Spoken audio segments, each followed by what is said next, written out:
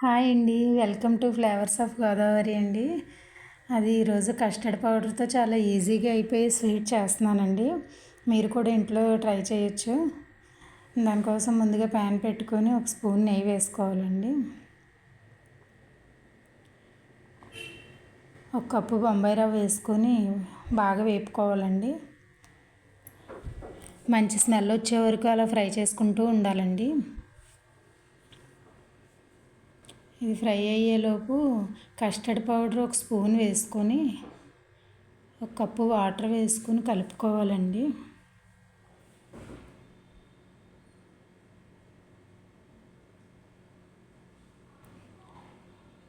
బాగా పలుచగా కలుపుకోవాలండి. తర్వాత ఇదిగో ఫ్రై అయిన నూకను తీసుకొని ప్లేట్లోకి తీసుకోవాలండి. అందులో ఒక కప్పు పంచదార వేసుకోవాలండి. కప్పున్నర వాటర్ వేసుకోవాలండి. ఒక కప్పు పంచదారకి కప్పు వేసి హాఫ్ కప్పు వాటర్ వేసుకోవాలండి. అలా పంచదార కరిగితే సరిపోతుందండి. ఆ కరిగిన పంచదారలో ముందుగా కలుపుకున్న కస్టర్డ్ పౌడర్ వేసుకోవాలండి. కొద్దిగా రెడ్ ఫుడ్ కలర్ వేసానండి. వేసి దగ్గరగా కలుపుకోవాలి. ముందుగా వేపి పెట్టుకున్న నూకను కూడా అందులో వేసుకోవాలండి. వేసుకుని ఇదంతా చిక్కపడే వరకు కలుపుతూ ఉండాలండి. నేను కస్టర్డ్ పౌడర్ వేసానండి. ఏ ఫ్లేవర్ అయ్యి ఉంటే అది వేసుకోవచ్చండి. మీ దగ్గర ఏది ఉంటే అది బాగుంటుంది.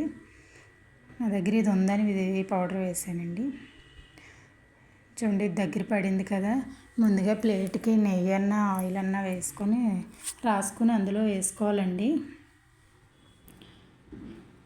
జీడిపప్పు, బాదం, పిస్తా కట్ చేసుకొని చిన్న ముక్కలుగా పైన వేసుకోవాలండి.